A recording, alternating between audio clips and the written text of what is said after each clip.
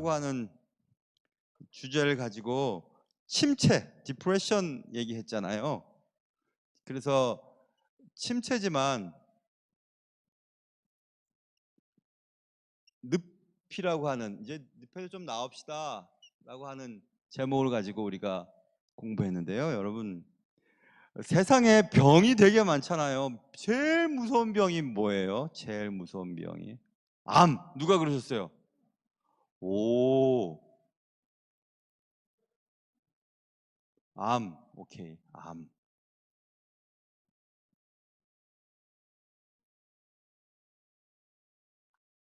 어, 그 양희선 자매가 암이라고 딱 먼저 얘기했어요. 그렇죠? 오, 대단한데. 오, 암이 무서워요? 또 무서운 거 뭐 있어요? 치명적인 병. 치매, 치매. 누가 그랬어요? 누가? 치매. 오, 야, 황 집사님이 치매. 오케이, 치매가 무서운 것 같아요. 암 그까짓 건 아무것도 아니다. 치매가 무섭지. 또 무서운 거 뭐 있어요? 관절. 야, 관절염? 씨, 뭐가 무서워? 관절염이. 관절염은 뭐, 관절염도 무서운가? 오케이. 관절염. 자, 또 뭐 무서워요?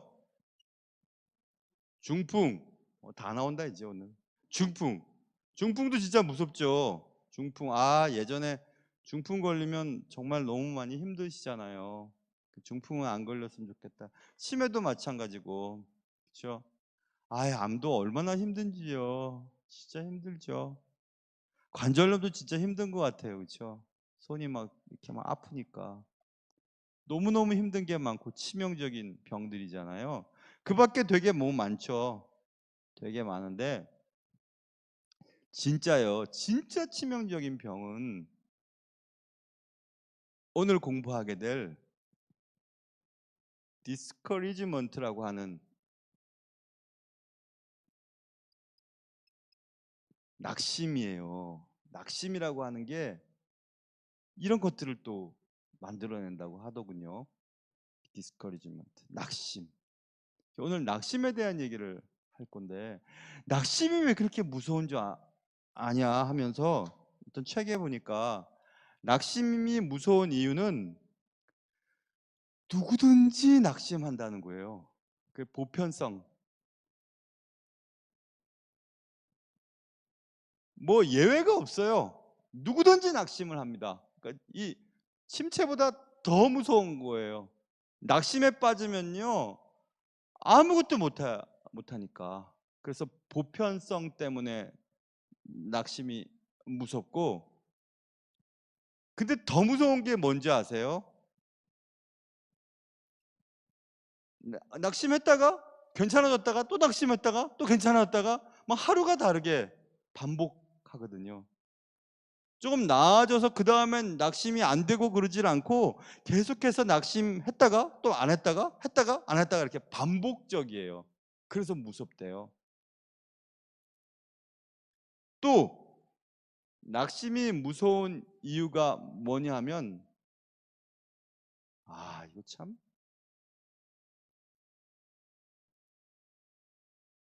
전염성이 있어요. 여러분 어떤 집안에 축 처져 있는 사람 한 사람만 있으면 집안 분위기가 달라집니다. 그래서 집안에 아픈 사람 하나 있으면요 집안 전체가 다 우울해져요.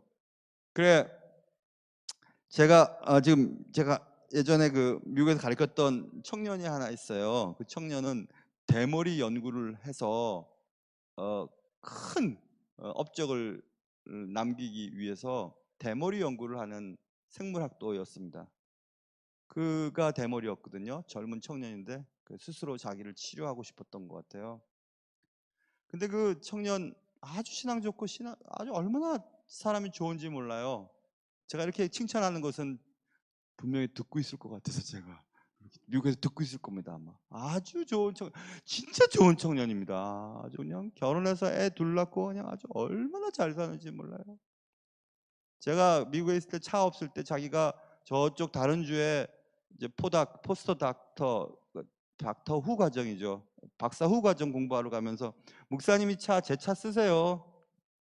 마음껏 쓰시다가 한국 들어가실 때 이제 중고에도 팔아서 파는 돈 그냥 저한테 보내주시면 돼요 하고 저한테 차를 주고 간 형제예요.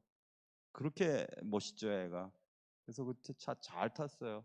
잘 타고 나중에 차 팔았더니 500불 받아서 미안해서 500불 너 얹어갖고 1000불, 그 당시 때 100만 원쯤 되죠. 다시 보내줬는데 지난번 안식년 때 가서도 또 만났습니다. 스탠포드 대학에서 연구원으로 있어요. 그래서 그때 만났는데 또 그 집에서 잠도 자고 그랬는데 어릴 때 아버지가 너무 많이 아프셨대요. 그런데 뭐 특별히 병 치료할 수가 있어야지요. 그래서 맨날 닭을 삶아가지고 어머님이 아버지한테 드렸잖아요. 닭죽을 만들고 삼을 넣어서 만들고 맨날 집에 가면 닭 냄새가 난대요. 그래서 얘가 미국 살면서도 치킨을 못 먹어요. 닭을 하나도 못 먹어요. 닭 냄새를 못 맡아요. 왜냐면 어릴 때 닭 냄새에 막 질려버린 겁니다. 맨날 집에 가면 아버지 아프니까 우울해요. 그 얘기를 청년 때 공부하면서 얘기했어요. 너 왜 닭도 못 먹냐? 아이고, 미국 생활하면서 닭 못 먹고 닭 요리가 얼마나 많은데요. 근데 닭을 못 먹어요. 아버지가 그렇게 아파갖고 오랫동안 아팠대요. 집안에 사람 하나 아프면 분위기 자체가 달라지는데 집안에 낙심에 빠진 사람 한 사람만 있으면 그게 막 전염이 됩니다. 식구들에게. 우울합니다. 교회도 마찬가지예요. 낙심에 빠져 있는 교인들 한 몇 분만 딱 있으면요, 교회 자체가 막 우울해집니다. 목사님이 우울하면요, 그 교회가 우울해져요. 참 이상하죠. 왜냐하면 전염성이 강하거든요, 낙심이. 그래서 심리적으로 또 의사 선생님들이 또 상담학에서 이 디스커리지먼트, 낙심에 대한 문제는 굉장히 중요한 문제거든요. 근데 오늘 낙심에 대한 문제가 오늘 느헤미야 4장 1절부터 14절까지를 통해서 우리가 공부할 수 있습니다. 자, 그러면 이 엄청나고 치명적인 병, 암보다도 치매보다도 관절염보다도 중풍보다도 더 치명적인 이 디스커리지먼트, 낙심에 대한 문제를 우리가 살펴볼 텐데, 이 낙심은 그러면 왜 생기는가? 왜 낙심하게 되는가? 그 얘기를 먼저 시작해야 되겠죠? 낙심.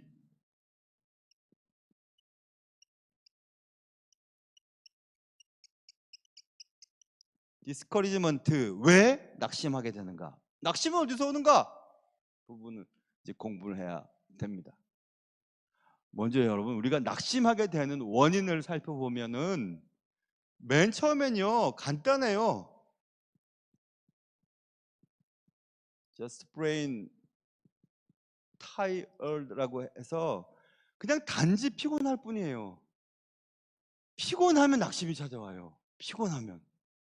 그래서 좀 설명해 보면 우리가 몸이 있잖아요. 몸과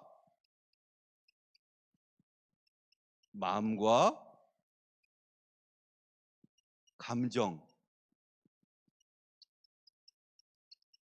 감정이 drain이라고 하는 단어가 있는데 이거는 물이 빠져나간다는 뜻인데 진이 빠졌다는 거예요. 우리가 몸을 지나치게 쓰거나 감정을 지나치게 쓰거나 또 정신을 지나치게 피로하면 낙심이 찾아와요. 누구든지 그래요. 누구든지. 제가 문자를 받거나 전화 받는 경우들이 대부분 힘든 분들이거든요. 교인들이 힘들고 어렵고 기도 부탁하면 저한테 문자 오고 카톡 오는데 거의 대부분 전 받아야 돼요. 우리 교인들이 좀 많아요. 많잖아요. 청년들도 많고 또 교인들도 많고 또 집안에 문제가 있는 분들이 얼마나 많습니까? 그래서 그걸 다 받으면 저도 막 너무 지칠 때가 있어요. 감정적으로, 육체적으로, 정신적으로 지지 빠지는 거지요. 그런데 이런 진이 빠지면요, 낙심이 찾아와요. 그런데 이건 원인이 간단해요. 그냥 단지 피곤한 거예요. 몸이 피곤하거나 정신이 피곤하거나 감정이 피곤하면, 진이 빠지면 낙심이 찾아오는데, 우리는 또 이런 드레인드라고 하는 단어도 쓰지만 번아웃이라고 하는 단어도 쓰잖아요. 불을 탔는데 더 이상 태울 게 없는 거예요. 그래서 소진되었단 말을 하잖아요. 번아웃 됐다고. 소진돼 버리는 겁니다. 더 이상 태울 게 없어요. 열정을 낼 것도 없고 에너지도 없습니다. 왜냐하면 감정과 육체와 정신이 다 빠져나가 버렸기 때문에 진이 빠진 거죠. 진이. 그래서 가르치는 직업, 가르치는 업을 가지고 있는 자들은, 교수나 목사나 이렇게 가르치는 자들은 그래서 안식년이 있는 거예요. 제가 요즘에 진이 점점 빠져서 이제 진이 많이 빠져나간 느낌이 들어요. 코로나 2년 동안 있었는데 뭐가 힘들었어요? 이렇게 얘기해버리면 할 말이 없는데 더 힘들었어요. 코로나 기간 동안에. 목사도 그렇고 가르치는 자들은 이렇게 가르치고 듣고 하는 이런 가운데서 또 에너지가 생기는데, 이 보통 힘든 게 아니었거든요. 그래서 내년은 어떻게 또 잘 버텨야 될 텐데, 그래서 그 다음에 또 1년 동안 안식년을 취해야 그 다음 또 6년을 버틸 수 있겠구나라는 생각이 지금 요즘 조금 들거든요. 내년에 잘 버텨야 될 것 같아요. 진이 이렇게 많이 빠져나간 듯 싶습니다. 여러 가지 부분이 그래요. 그래서 번아웃 되는 거예요. 더 이상 태울 게 없어요. 에너지가 안 생기는데요. 뭐 열정이 다 빠져나가 버렸으니까. 그런데 이런 육체적으로나 정신적으로나 감정적으로 진이 빠지게 되는 원인이 있다고 해요. 그 원인을 3R로 기억하기 쉽게 3R로 얘기를 하거든요. 영어의 R로 시작하는 단어로 맞췄어요. 러트라고 하는 거. 이 R이잖아요. 러트는 단조로운 생활을 말해요. 단조로운 생활.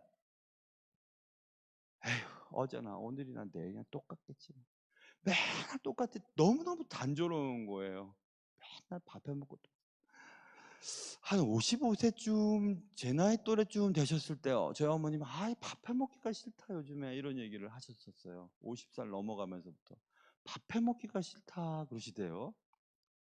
맨날 밥해 먹고 밥 치우고 또 밥해 먹고 밥 치우고. 그 밥해 먹기 싫죠 뭐. 이렇게 직장 나가기가 싫지. 그런 거 있잖아. 매일 똑같으니까 뭐 달라지는 게 있어야죠.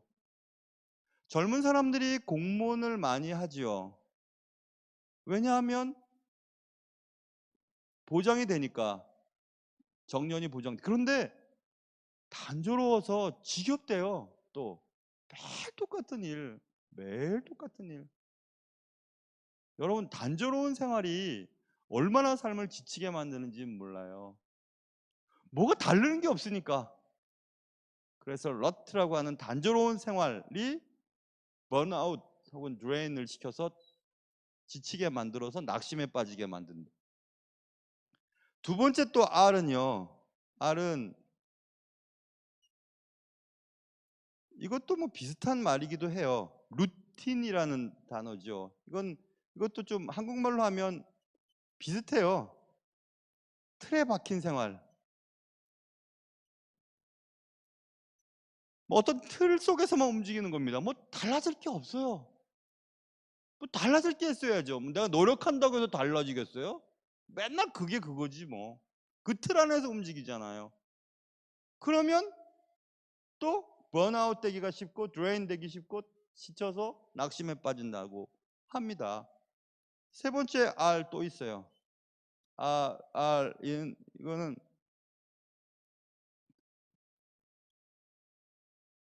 리추얼이라고 하는, 이건 뭐 한국말로 하면 이렇게 얘기할 수 있겠죠. 비슷비슷하긴 하죠, 그렇죠? 습관적인 생활이에요. 습관에 따라 움직이는 겁니다. 이런 세 가지 R, 이런 생활이 재미가 없는 거예요. 매일 똑같고 매일 틀에 박혀 있고 매일 습관적으로 뭐 하는 겁니다. 뭐 달라지는 게 있어야죠. 매일 아침 밥 먹고 일어나서 갔다가 또 오고 뭐 맨날 주어진 거 하고 뭐가 재밌어요? 뭐가 좋겠어요? 뭐가 재미난 게 있어야죠. 그러니까 막 아직 뭐 어른인데도 나이가 들었는데도 막 게임에 몰두하기도 하고 뭐 신나는 게 뭐 없을까? 그래서 막 주식 동향에 따라서 뭐 주식도 투자해서 다 망해먹기도 하고 막권 사서 뭐 이런 것도 하기도 하고 뭐 신나는 걸 찾는 겁니다. 뭐 신나는 거 없을까 하고 뭐 때늦게 바람이 나가지고 막 연애들 하기도 하고 별짓을 다 하는 거죠. 신나지가 않으니까 판에 박히고 습관적이고 단조로운 생활에 빠져 있으니까 재미가 없는 겁니다. 그러면 결국 낙심에 빠져버린 바르게 되거든요. 그래서 원인 가운데 하나는 그냥 지금 지쳐 있는 거예요. 지쳐 있으니까 쉬어야 되는 거예요. 오늘 본문 6절을 한번 띄워주세요. 오늘 6절 말씀. 오늘 본문의 6절 말씀. 6절 말씀을 읽어볼까요? 이 6절이죠. 시작. 이에 우리가 성을 건축하여 전부가 연결되고 높이가 절반에 이르렀으니 이는 백성이 마음을 들여 일을 하였음이니라. 지금 이 성벽을 건축할 때 마음을 들여서 몇 날 며칠을 일했는지 몰라요. 근데 매일 똑같이 일을 했어요. 근데 마음을 들여 일을 했대요. 마음을 다 쏟았어요. 다 쏟아서 진을 다 빠졌어요. 근데 매일 하는 일은 똑같았어요. 똑같았어요. 성벽 쌓는 일이었거든요. 그러니까 지쳐버린 겁니다. 지쳐버렸어요. 백성들이. 여러분들도 가만히 생각해 보세요. 매일 똑같이 밥 먹고 똑같이 일하고 그러면요. 내가 뭐 이러려고 내가 사나? 여자분들은 내가 이러려고 대학 나왔나? 내가 이러려고 내가 지금 이렇게 애썼나? 그런 생각에 빠지거든요. 잘 생각해 보세요. 그래서 이 낙심은 그냥 지쳐서 그런 거예요. 다른 이유 없어요. 단지 지친 거예요. 지침의 원인들은 이런 것들이 있었다는 거. 그거를 먼저 기억하면 좋겠고,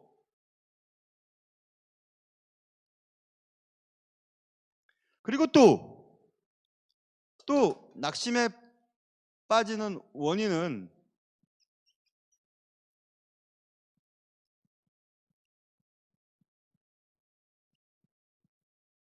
10절 한번 띄워보세요. 10절. 한꺼번에 해야 되겠다. 10절에 두 개 다 10절이니까요. 10절 전반절과 후반절, 10절 전체를 띄워보면 10절을 한번 읽어보겠습니다. 시작. 유다 사람들은 이르기를 흙 무더기가 아직도 많거늘 짐을 나르는 자의 힘이 다 빠졌으니 우리가 성을 건축하지 못하리라 하고 이렇게 됐죠. 흙 무더기가 아직도 많은데 짐을 나르는 자의 힘이 다 빠졌으니까 우리는 결국 성을 건축하지 못할 거야. 이렇게 스스로 생각한 겁니다. 그게 낙담이죠. 실패죠. 할 일은 많은데 힘이 없는 거예요. 더 이상 할 힘이 없어요. 힘이 없어요. 그러면 낙심에 빠지게 되죠. 그러니까 지금 주어진 일을 바라보고 낙담하면 낙심에 빠지고, 이거 분명히 실패할 거야.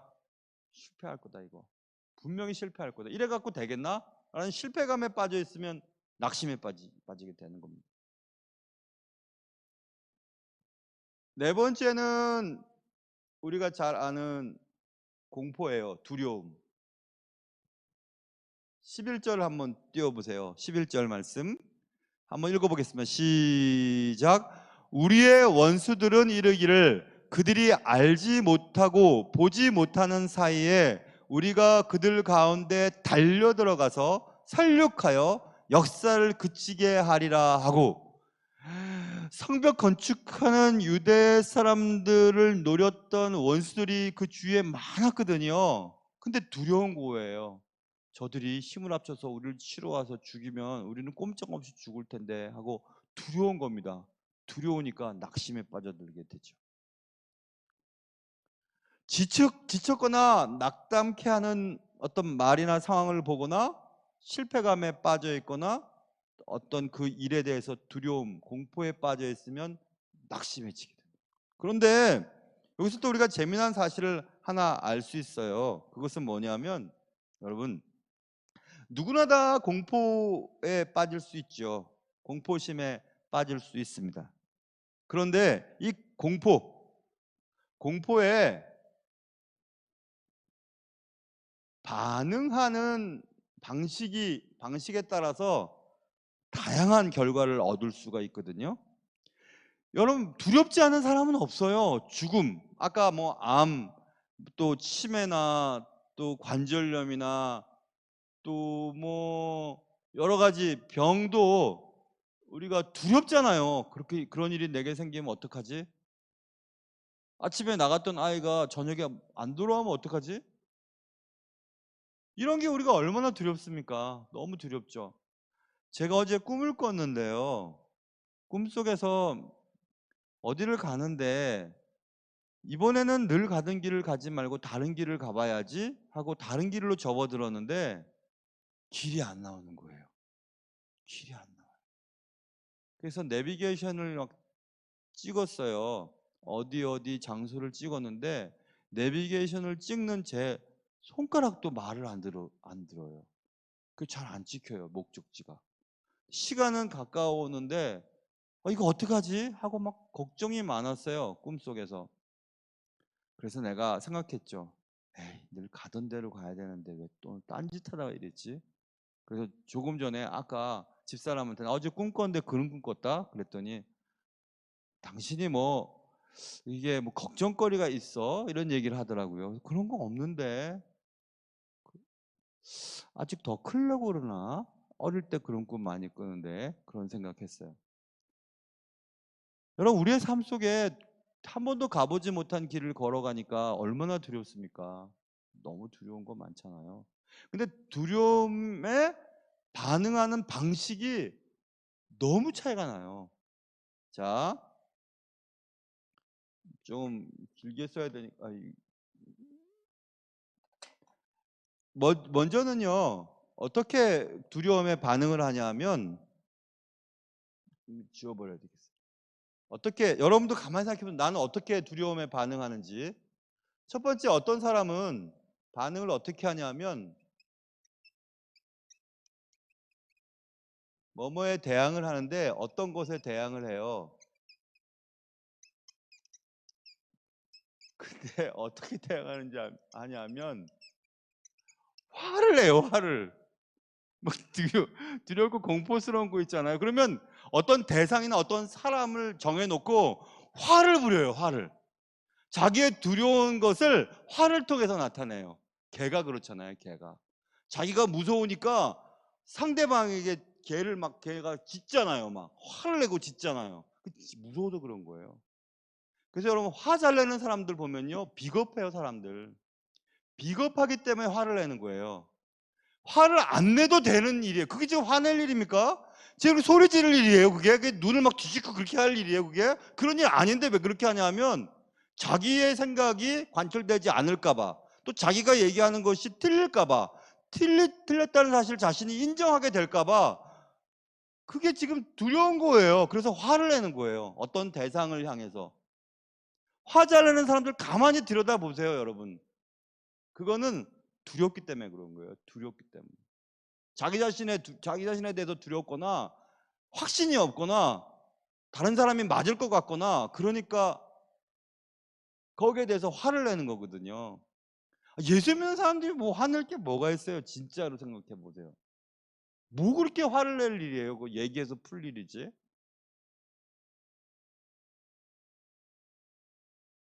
그러니까 분노를 가지고 어떤 대상에 대해서 반응을 보이는 방식, 그게 두려움에 반응하는 어떤 사람들의 특징이에요. 그런 사람 있잖아요. 그러지 마세요. 왜 화를 부려요? 사람 앞에서. 그리고 또 하나는, 또 어떤 사람은요,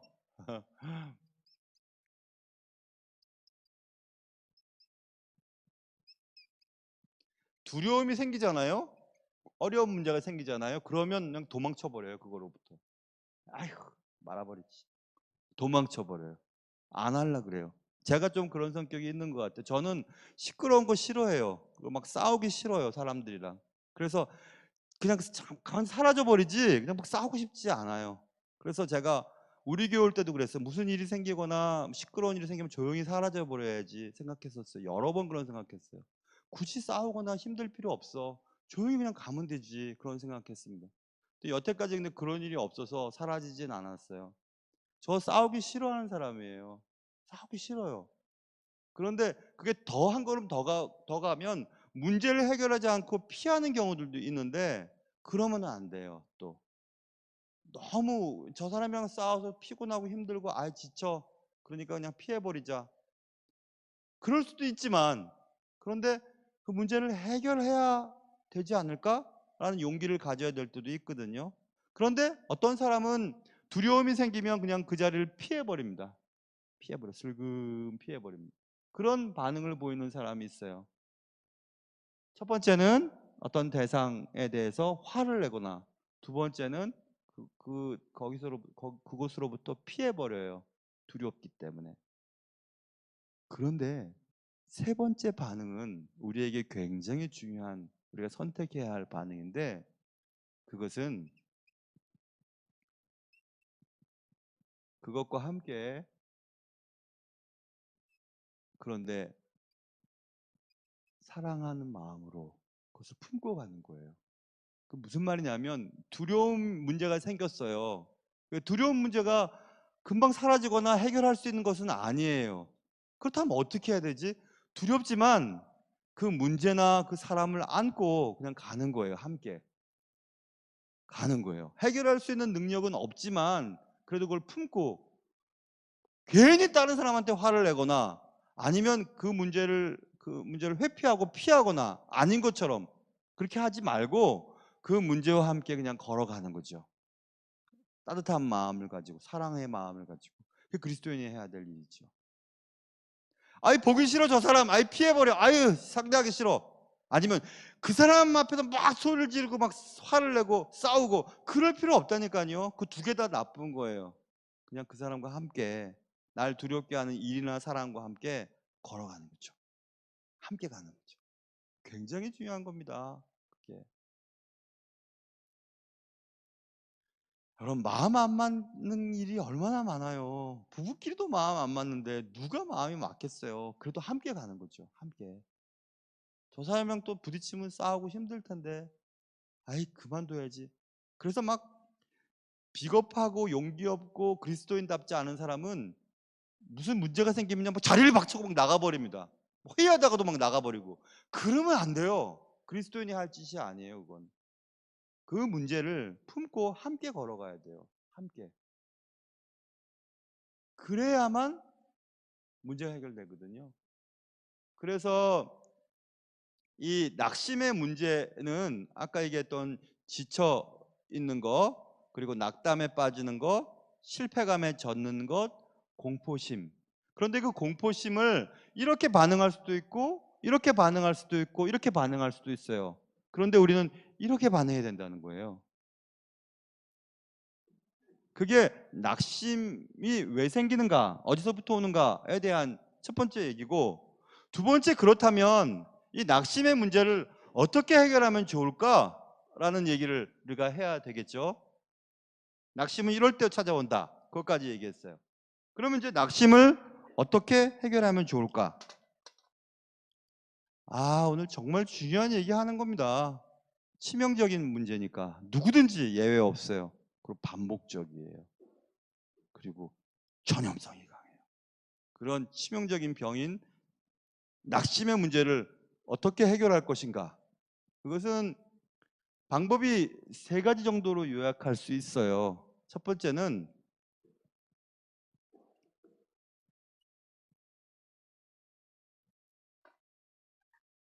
13절을 띄워보세요.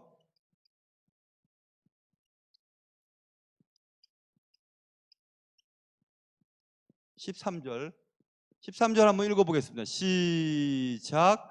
내가 성벽 뒤의 낮고 넓은 곳에 백성이 그들의 종족을 따라 칼과 창과 활을 가지고 서 있게 하고. 자, 우리를 낙심케 하는 것들 가운데 마지막 우리가 본 게 두려움이었잖아요. 원수들이 우리를 치러 오면 우리는 그 성벽 이루지도 못하고 다 끝나게 될 거고 실패할 거야. 막 그런 좌절감과 실패감과 공포 때문에 낙심에 처해 있을 때 느헤미야가 아니 그럴 필요 없지. 창을 들고 칼을 들고 활을 들고 그리고 일을 하면서 무기를 들고 준비하자 이렇게 얘기하죠. 그러니까 더 나은 방식을 찾는 거예요. 낙심에 빠져 있을 때 낙심의 원인을 생각해 보고 나를 낙심케 하는 그 원인을 해결하기 위해서 더 나은 방식을, 더 나은 방법을 찾아보는 거예요. 그게 뭔지 모르겠지만 뭐 이런 거겠죠. 설교자들은 우리나라처럼 설교 많이 하는 목사들은 아마 세상에 없을 겁니다. 제가 세상을 여러 군데 좀 다녀봤잖아요. 그리고 신학 공부를 좀 오래 한 편이잖아요.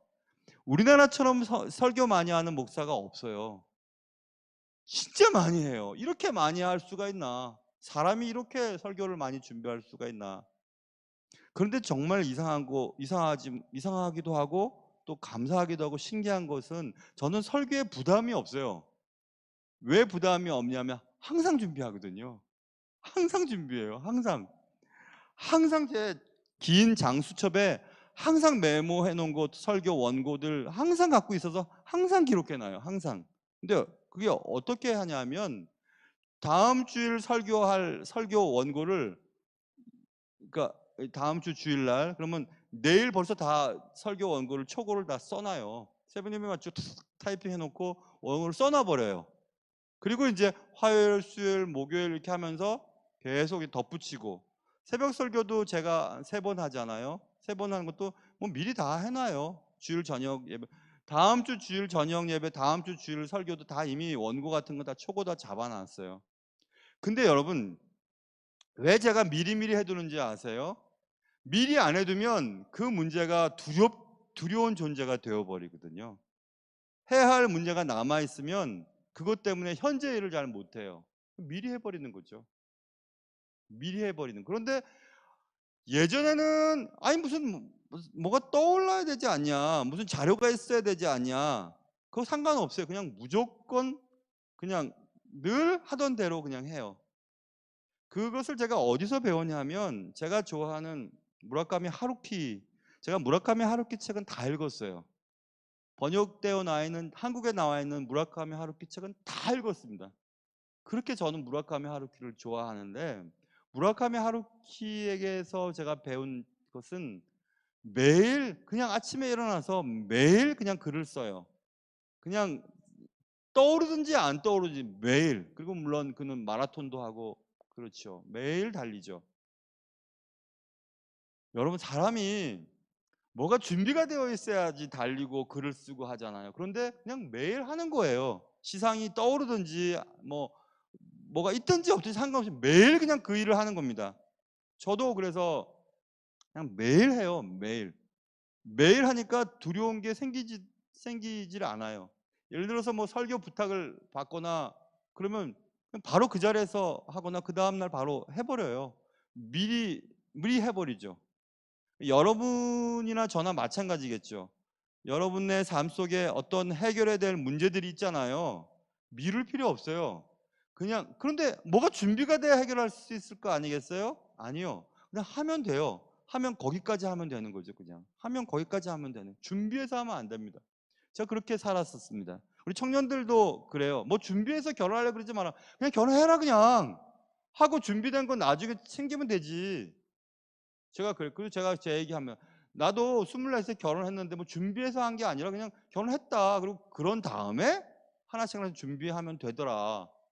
준비하고 결혼하려고 하면 결혼 못 한다. 요즘에 더 그렇죠. 집도 있어야 되고 차도 있어야 되고 뭐도 있어야. 누가 그렇게 다 준비하냐? 결혼해서 그냥 해라. 정말 사랑한다면. 뭐 그렇게 따지냐? 그런 제가 그런 얘기예요. 여러분 준비돼서 하는 거면 두려움이 생겨요. 준비가 안 되면 어떡하지? 그것을 해결할 수 있는 능력이 없으면 어떡하지? 그런데 오늘 할 일을 그냥 오늘 해버리는 겁니다. 내일로 미룰 필요 없어요. 그냥 오늘 하면 돼요. 안 돼도 그냥 하는 거죠, 거기까지. 그럼 거기까지 가니까. 그래서 더 나은 방법을 한번 생각해 보는 겁니다. 더 나은 방법을 찾아보는 거죠. 가만히 있지 말고. 그 다음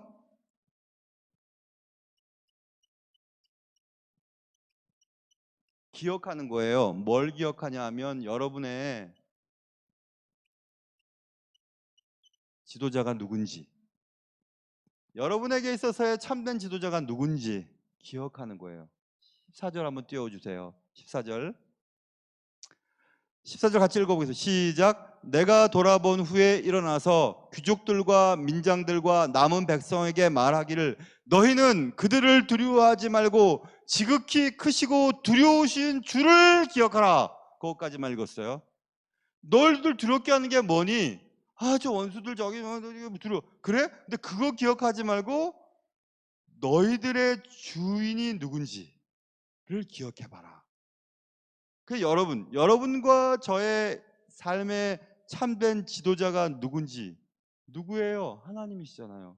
하나님이 이웃의 원수들과 내가 풀 수 없는 나를 두렵게 하는 문제들보다 그게 큽니까? 주님보다? 주님은 그것을 해결하지 못할 분이세요? 아니잖아요. 그런데 우리는 문제나 사람이나 나를 힘들게 하는 것에 집중을 해요. 자꾸 그것을 생각해요. 그런데 그것을 풀 수 있고 그것을 해결할 수 있는 주님을 생각하면 그것은 아무것도 아니거든요. 당신의 리더가 누군지를 기억하는 거예요. 그렇다면 하나씩 하나씩 나눠봐야 되겠어요. 그럼 뭘 말하는 건가? 기억하라.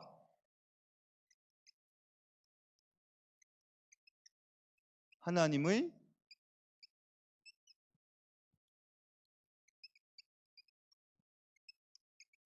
선하심을 혹은 은총을.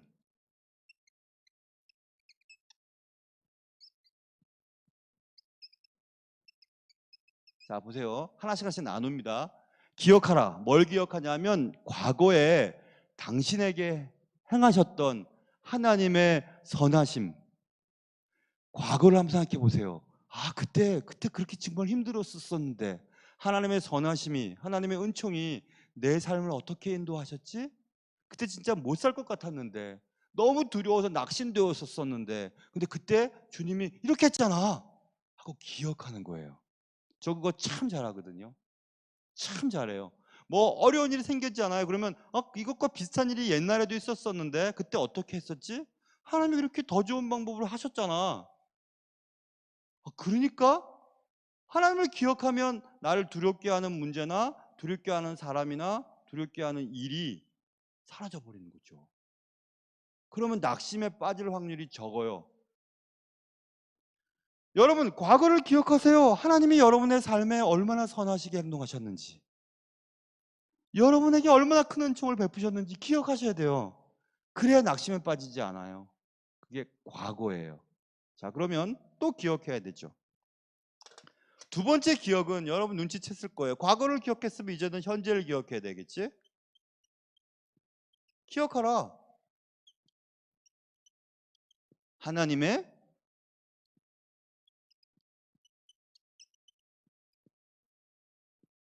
to you.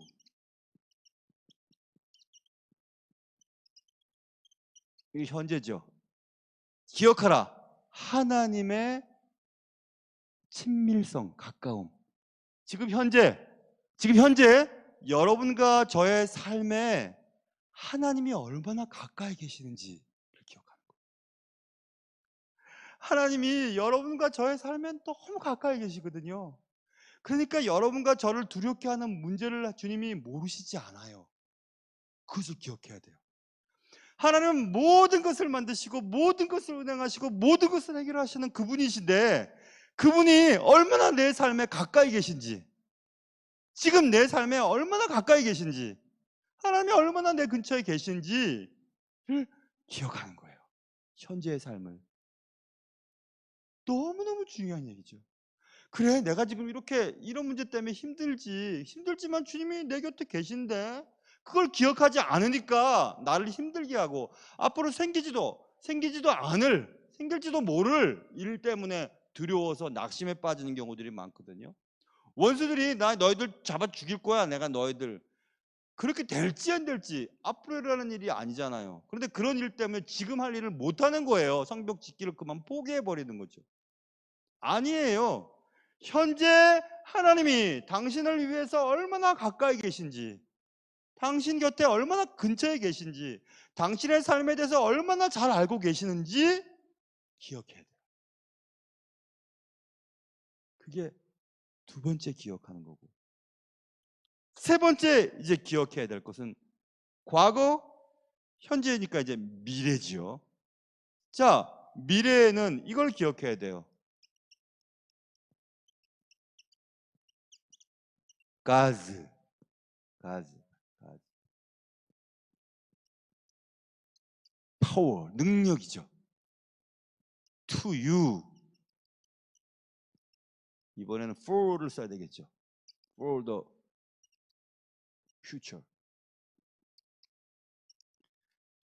당신의 미래를 위해 당신에게 하나님의 능력이 얼마나 대단한지를 기억하는 거예요. 여러분과 저의 미래가 어떻게 펼쳐질지는 모르지만 여러분과 저의 미래에 하나님의 능력이 얼마나 대단하신지를 기억하셔야 돼요. 그래서 하나님의 그 크신 능력이 내 앞으로의 삶에 대해서 얼마나 가장 최선의 길로 인도해 주실 거라고 하는 사실을 기억하는 거예요.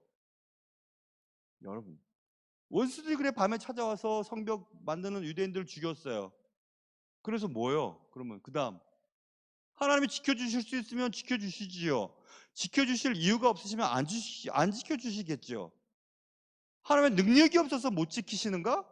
하나님의 능력이 없어서 해결하지 못하시는가? 하나님의 능력이 없어서 내 병 고치시지 못하시는가? 아닙니다.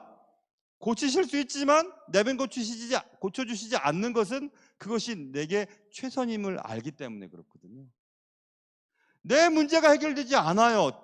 해결할 수 있는 능력이 없어서 그런가요? 아니에요. 해결하실 수 있는 능력이 있으세요. 그럼 왜 해결이 안 되는가? 하나님의 능력이 그렇게 없으신가? 하나님의 능력이 모자라신가? 아닙니다.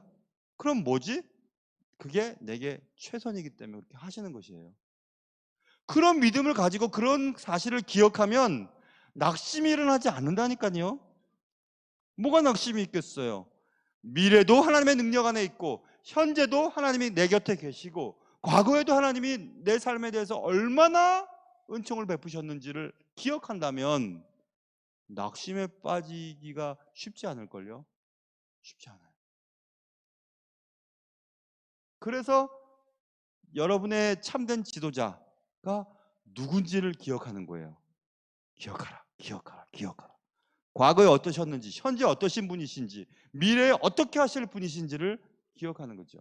그게 기억이에요. 세 번째, 그러면 낙심에 빠지지 않으려면 어떻게 해야 되는가? 낙심에 빠졌을 때 어떻게 해야 되는가? 세 번째는요. 세 번째도 F로 시작돼요.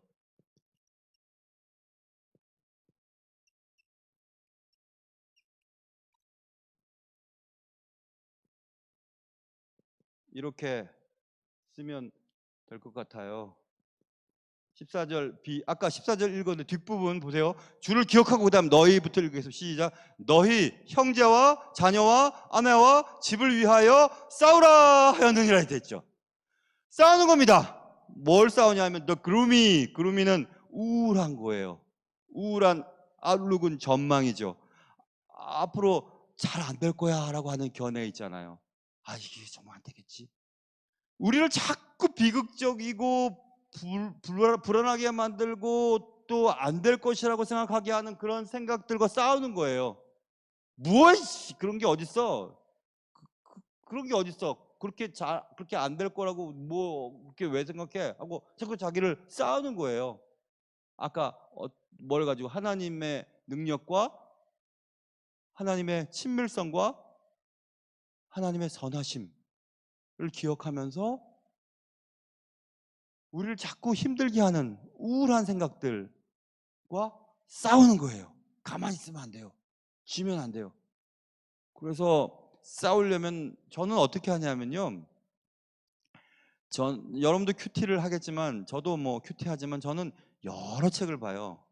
그 여러 책은 제가 그 책으로도 보지만 언제든지 볼 수 있게 제 핸드폰에 그 이북이 있잖아요. 이북 전자책. 저는 킨들을 주로 이용하는데 아마존에서 나온 킨들에서 그 매일매일 보는 책들이 여러 권 제가 사서 저장해 놓고 항상 봐요. 항상 매일 읽어요. 매일매일 읽어요. 그중에 어떤 책은 예수님 난 당신이 필요합니다라고 하는 책도 있고, 또 매일매일 주님과 함께 하루를 건너는 그런 책도 있고, 또 사막에서 주는 물줄기라고 하는, 그러니까 한국말로 번역하면 그런 책도 있고 여러 책들이 있어요. 그래서 매일 봐요. 그래서 큐티를 아마 하루에도 한번 수십 차례 할걸요. 여러 책들을 보면서 계속해서 하나님의 말씀으로 위로받고 힘을 얻고 또 용기를 얻고 도전받고 조정하고 그렇거든요. 그러니까 매일매일 하나님의 말씀 앞에, 매 순간 하나님의 말씀 앞에 노출시키는 거죠. 딴 거 볼 시간이 어디 있어요? 누군가 뭐 한국 축구 경기 밤새 봤다 그러는데 그럴 시간 없습니다. 그럴 시간 어디 있어요? 이기든 말든 이기면 좋지. 그 다음에 하이라이트 보면 되고. 그렇다고 세상을 모르지 않죠. 제가 세상 돌아가는 거 다 압니다. 관심이 많으니까. 그런데 깊이 안 들어가요. 다 헤드라인만 보고 대충 보면 알지 그걸 다 보겠어요. 오징어 게임 봤냐 그러는데 오징어 게임 볼 시간 어디 있어요? 요약본 그냥 잠깐 보면 이런 거구나 하고 그냥 알면 그만이고. 그런 거 아니겠습니까? 아니겠습니까? 왜냐하면 세상은 우리를 힘들게 하는 것들이 너무 많거든요. 그러니까 우리를 그루미하게 만드는 그러니까 회색빛, 잿빛, 그리고 우울하게 만들고 자꾸 비관적으로 만드는 그런 것들, 그런 시선과 싸워야 돼요. 그런데 뭐 갖고 싸우겠어요? 하나님의 말씀 갖고 싸워야죠. 하나님의 말씀 갖고 싸워요. 그러면 낙심에 빠지지 않는다니까요. 결국 그래서 이 모든 것들, 낙심을 해결하는 방법은 뭐냐 하면 딴 거 없어요.